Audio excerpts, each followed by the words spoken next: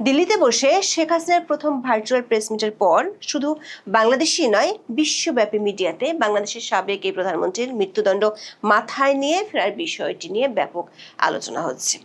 কিছুদিন আগেও এই ঘোষণাটি ছিল শেখ হাসিনা বিরোধী পক্ষের কাছে এক ধরনের রাজনৈতিক স্ট্যান্ডবাজি। তবে এখন আন্তর্জাতিক বিশ্লেষকদের আলোচনার বড় বিষয় দুটি। এক, শেখ হাসিনার দেশে ফেরার এই ঘোষণা নিয়ে ভারত বাংলাদেশের সম্পর্ক কোথায় গিয়ে দাঁড়ায়, মানে শেখ হাসিনার দেশে ফেরা নিয়ে দেশ দুটির মধ্যে আসলে কোনো ধরনের সমঝোতা হচ্ছে কিনা। আর দুই, ঘোষণা অনুযায়ী দেশে ফেরার পর বাংলাদেশের পরিস্থিতি কি দাঁড়াতে পারে। শেখ হাসিনা দিল্লিতে প্রেস মিটে অংশ নেয়া এবং সেখানে সাংবাদিকদের প্রশ্নের উত্তর দেওয়ার পর বাংলাদেশের পররাষ্ট্র মন্ত্রণালয়ের পক্ষ থেকে বেশ কড়া ভাষায় বিবৃতি দেওয়া হয়েছিল। আর ভারত সরকার আগের অবস্থান পুনর্ব্যক্ত করে জানিয়েছে, বেসরকারি এই অনুষ্ঠানে শেখ হাসিনা যা বলেছেন তাতে তা সমর্থন করে না দেশটির সরকার। আন্তর্জাতিক বিশ্লেষকেরা মনে করেন, সমঝোতা ছাড়া শেখ হাসিনা দেশে ফিরলে গ্রেপ্তার হতে পারেন এবং তাতে রাজনৈতিক অস্থিরতা তৈরি হবে। এই আলোচনার মধ্যে আন্তর্জাতিক সংবাদ মাধ্যম দ্য ডিপ্লোম্যাটের এক প্রতিবেদনে বলা হয়েছে, ভারত জোর করে শেখ হাসিনাকে তার দেশে ফেরত পাঠাবে না। দেশটি বাংলাদেশের সাবেক প্রধানমন্ত্রীর নিরাপত্তা নিশ্চিত করে ফেরত পাঠাতে চায়। সেজন্য শেখ হাসিনা দেশে ফিরলে তার নিরাপত্তা নিশ্চিত করতে ভারত নেপথ্যে কয়েকটি ইউরোপীয় দেশের সঙ্গে যোগাযোগ রাখছে বলে দাবি করা হয়েছে দ্য ডিপ্লোম্যাটের রিপোর্টে। ঢাকা কূটনৈতিক পাড়ার সূত্রগুলো বলছে, শুধু নিরাপত্তার বিষয়টি নয়, আওয়ামী লীগের কার্যক্রমের উপর নিষেধাজ্ঞার বিষয়টি নিয়ে পশ্চিমা কমপক্ষে 5টি দেশের প্রতিনিধি সংশ্লিষ্ট একাধিক পক্ষের সাথে আলোচনা করেছে। তবে সম্প্রতি প্রথমে সাকিব আল হাসান এবং পরে মহিবুল হাসান চৌধুরী নওফেলের বাসায় হামলা ও অগ্নিসংযোগের ঘটনার পর বিষয়টি নিয়ে কূটনৈতিক মহলে আবারও আলোচনা হয়েছে।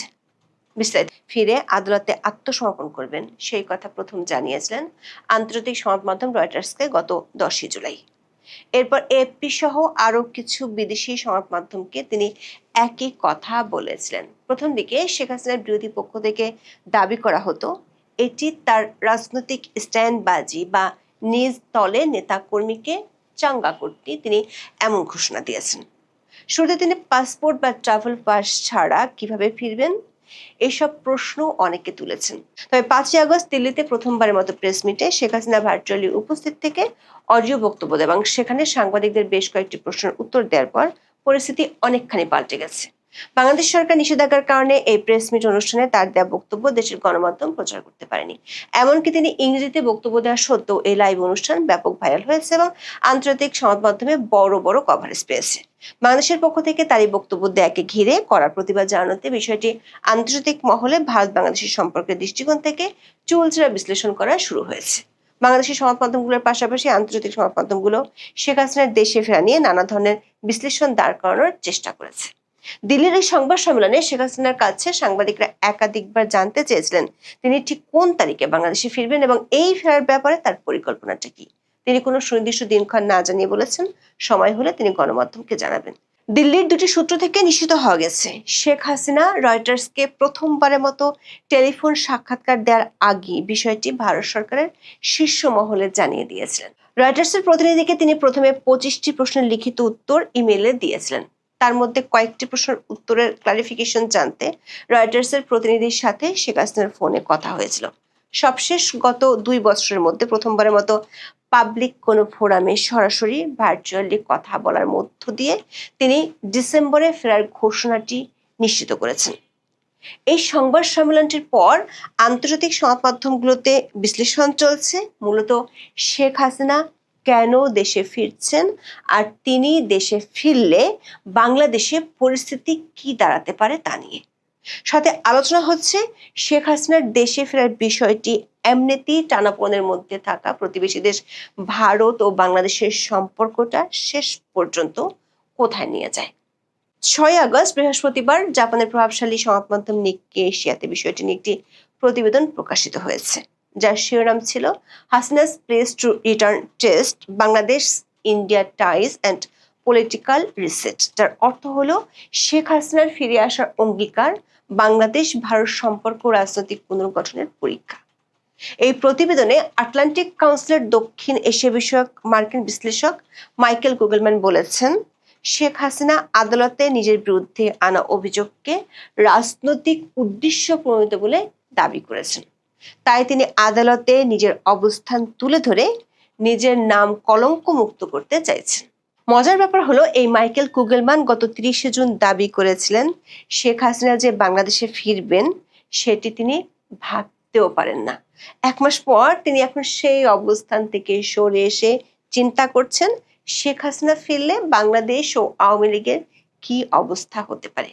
শেখ হাসিনার দিল্লি প্রেস মিটের আগে আন্তর্জাতিক সংবাদ মাধ্যমগুলোর বিশ্লেষণ ছিল শেখ হাসিনা আসলেই ফিরতে পারবেন কিনা এবং ফিরলে কোন প্রক্রিয়ায় ফিরবেন। আর দিল্লি প্রেস মিটের পর আলোচনা হচ্ছে তিনি ফিরলে আসলে কি হবে, আর তাতে ভারত বাংলাদেশের সম্পর্ক কোথায় গিয়ে দাঁড়াবে।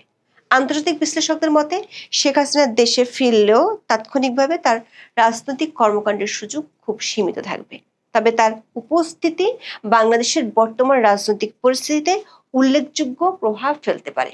কুগেলম্যান নিক্কি এশিয়াকে বলেছেন, শেখ হাসিনা দেশে ফিরলে তাকে প্রায় নিশ্চিতভাবেই বিমানবন্দরে গ্রেপ্তার করা হবে। একই সঙ্গে তার প্রত্যাবর্তন সমর্থক ও বিরোধী উভয় পক্ষকেই সক্রিয় করে তুলতে পারে।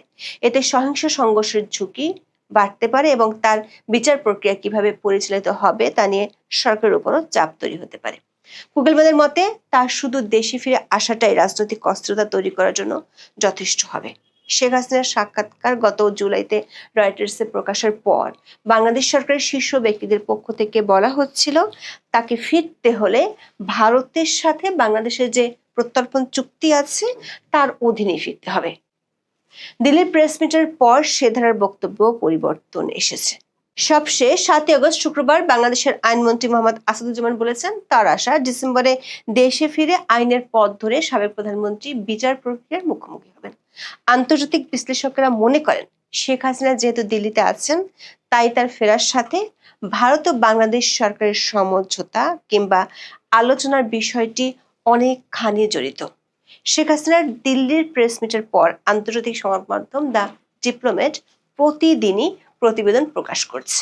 সবশেষ 7 আগস্ট প্রকাশিত প্রতিবেদনটিতে বলা হয়েছে ভারত কখনোই শেখ হাসিনাকে জোর করে বাংলাদেশে পাঠিয়ে দেবে না, এটা তাদের জন্য বাস্তবসম্মত কোনো বিকল্প নাই। তবে তিনি যদি নিজ ইচ্ছায় দেশে ফেরেন তাহলে বাংলাদেশ ভারত সম্পর্কের বর্তমান উত্তেজনা কিছুটা কমতে পারে। দিল্লি সূত্রগুলো বলছে শেখ হাসিনা দেশে ফেরার পর তার নিরাপত্তার ইস্যুটি ভারত সরকারের কাছে সবচেয়ে বড় কনসার্ন। যদিও অনেক আন্তর্জাতিক বিশ্লেষক বলছেন শেখ হাসিনা দেশে ফিরলে গ্রেপ্তার হবেন, কিন্তু সেখানেও একটি টুইস্ট আছে।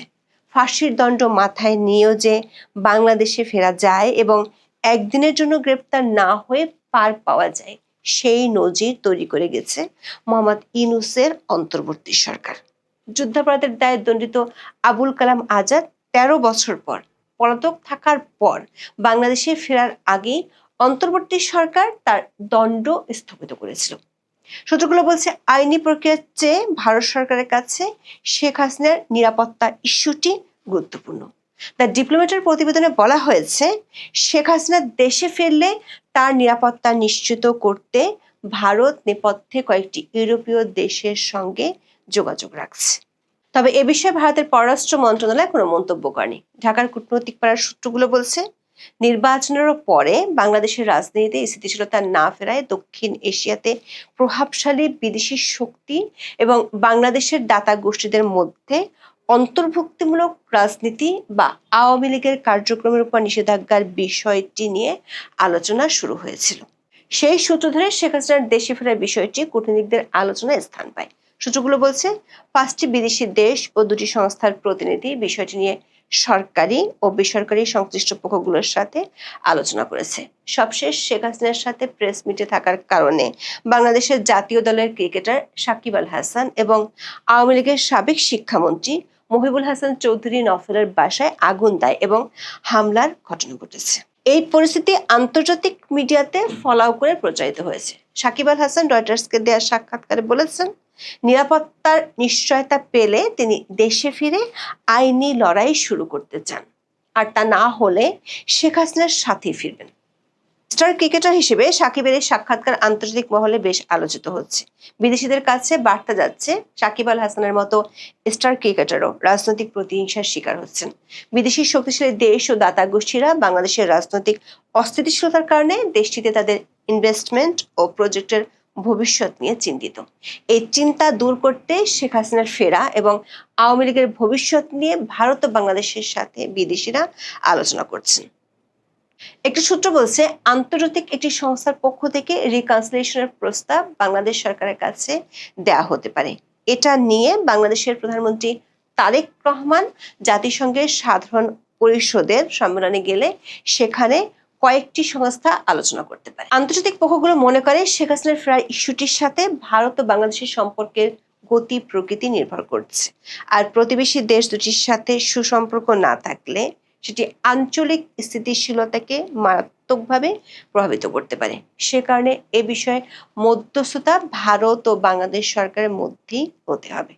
সূত্রগুলো বলছে, বাংলাদেশে নিযুক্ত ভারতীয় হাইকমিশনার দীনেশ ত্রিবেদী 10ই আগস্ট বাংলাদেশের প্রধানমন্ত্রী তারেক রহমানের সাথে প্রথমবারের মতো সাক্ষাৎ করবেন। এরপর ব্রিক্স সম্মেলনে তারেক রহমান যাবেন কিনা সে জট খুলতে পারে। আর সেটি খুললে আওয়ামী লীগের নিষেধাজ্ঞা সহ শেখ হাসিনার দেশে ফেরার মতো অনেক কিছুর জট খুলতে শুরু করবে। এখন এ পর্যন্ত, সবাই ভালো থাকুন,